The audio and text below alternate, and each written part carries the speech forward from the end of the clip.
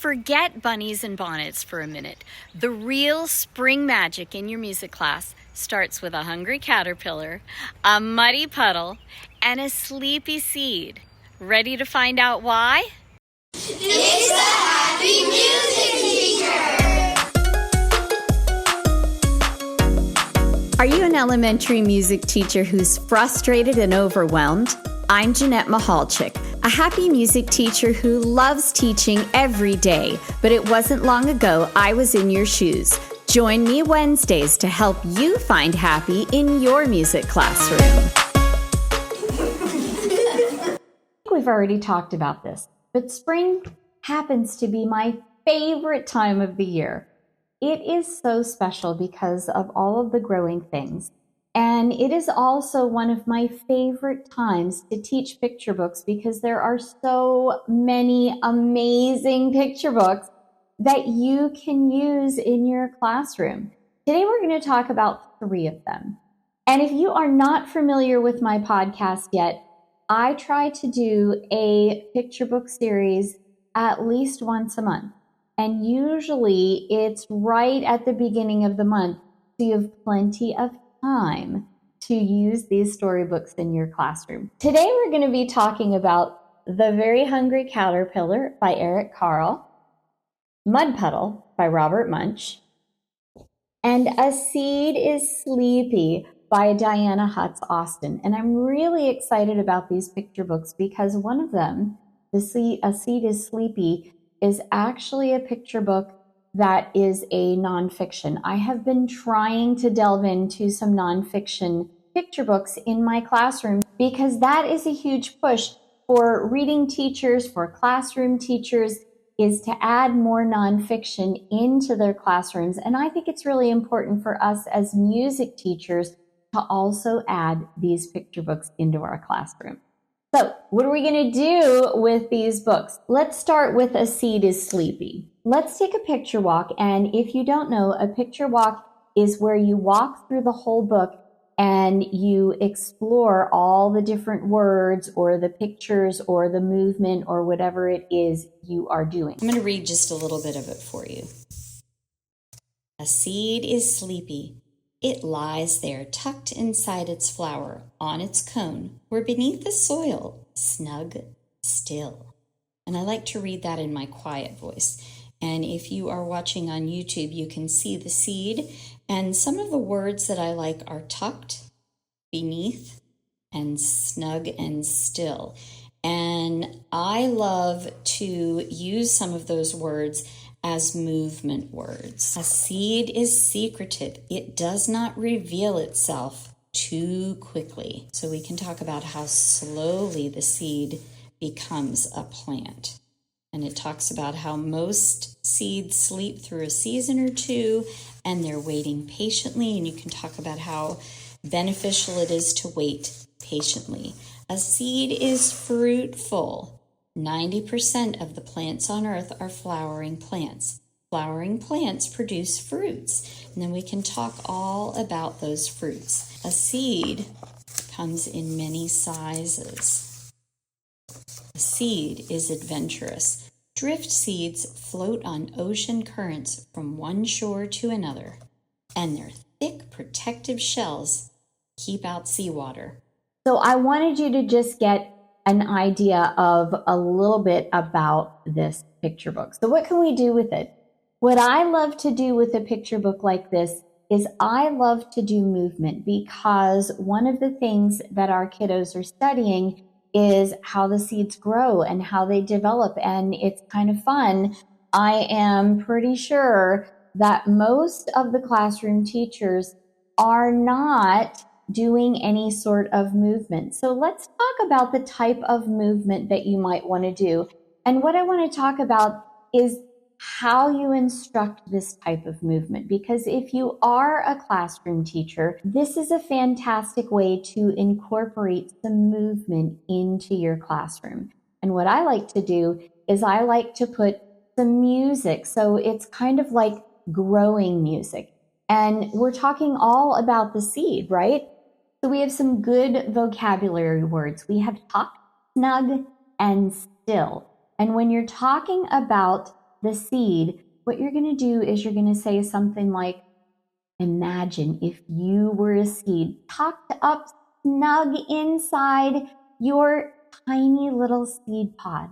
Can you show me what that would look like? What would your arms look like? What would your legs look like?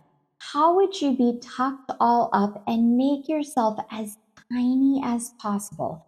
So that's what you're going to do there. And you are going to not show your kiddos what to do. You're going to tell them because you want them to really experience it. You don't want to show them what to do. You want to get them to be creative and thoughtful about what they're doing.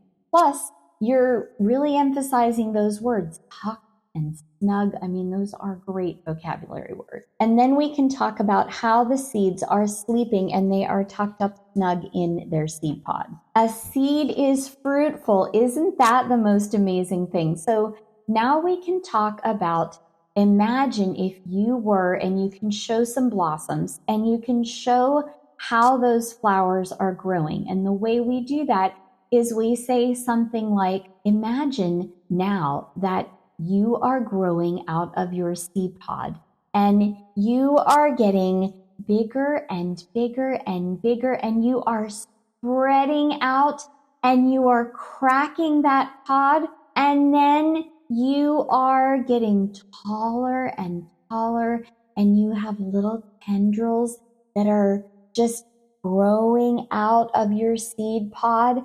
And then you are growing into a big, beautiful flower. Show me your petals and show me your big, beautiful flower head. You are just a gorgeous blossoming flower. So that's how you would do something like that. So we are going to talk all about the movement words in this story. And what you're going to do is you're going to watch your students. You're going to see what they're doing. You're going to stop and you're going to say, oh my gosh, I love the way Susie is just snug in her little pod. And I love the way that Ryan is kind of jiggling around. And you're going to give them some feedback on what they're doing, but you're going to encourage them to do their own type of movement. The next story is Robert Munch's Mud Puddle. Look at the cat. I always love to show those kinds of pictures. It's always a good idea to show the title page, to show the back page, to show the author and the illustrator. It's always a good idea to do that. Show the page with all the laundry hanging. So you want to show the entire book. You don't want to just start at the first page. Julianne's mother bought her clean new clothes. Julianne put on a clean new shirt and buttoned it up the front. She put on clean new pants and buttoned them up the front. Then she walked outside and sat down under the apple tree. So you can already see here, so we've got some opportunities for movement with walking, and we could talk about walking and running notes. Unfortunately, hiding up in the apple tree was a mud puddle. It saw Julianne sitting there and it jumped right on her head.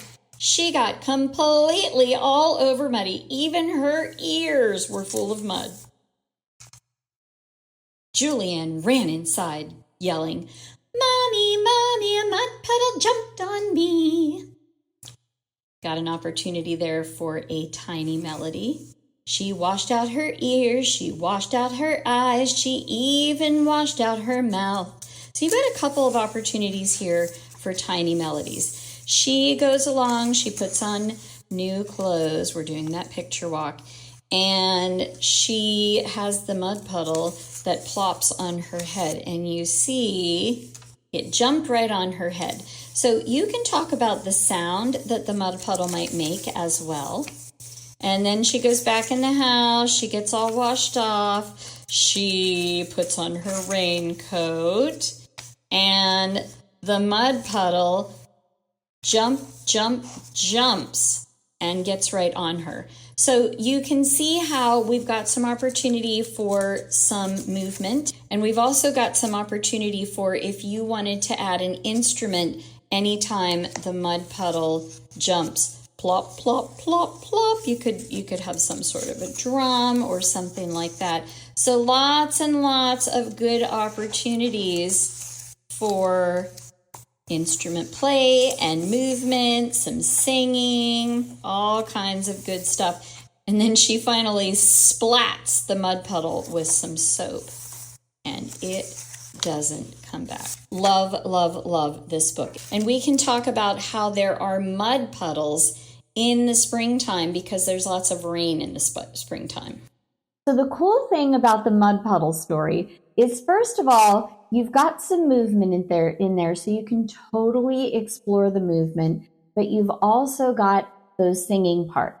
The other cool thing is you've got some mud splattering and splatting and all those things, so you can work on dynamics. You can also work on some instrument play with this story. Finally, we have The Very Hungry Caterpillar by Eric Carle. So one of the things I like to do with this storybook is I like to use all of those foods he munches and crunches, and there is a tiny melody to go with this, and we'll talk about that in a moment. But what I like to do is I like to have the students be thoughtful about what would it sound like if he was eating an apple? What would it sound like if he was eating a strawberry? So you can work on some dynamics, because obviously the apple is crunchy and it's going to be pretty loud, whereas the strawberry is soft and it's really not going to be very loud at all. Love this book because it's just so super cool. If you haven't seen this book, first of all, the illustrations are absolutely gorgeous. Absolutely gorgeous. And inside here, we've got the caterpillar plops out of the egg. So pop is a great sound word, becomes a tiny and very hungry caterpillar. And if you're listening instead of watching, there is a ginormous sunshine smiling at him. So he starts to look for some food, right? On Monday, he eats through one apple, but he's still hungry, and there's a big hole where he eats. Tuesday, he eats through 2 pears. Now, we can talk about those apples being crunchy and how that might sound louder than a pear that's a little bit softer. And so we can talk about all the dynamics. Then the plum that's even softer than the pear. And you'll notice this is so cool because if you're not looking, it's a small page, then a little bit bigger page, a little bit bigger page, a little bit bigger page, and finally we've got the full page. So he eats strawberries and he eats oranges, and we can talk all about how those would make different sounds. And then he eats all these different things, and again, we can talk about all those different sounds. So you're connecting real life to music. Then he eats a leaf, and then he builds his chrysalis. We get to talk about the chrysalis. He's a big fat caterpillar, and he builds his chrysalis or his cocoon, and then he nibbles a hole in the cocoon, and he comes out, and he is a beautiful butterfly.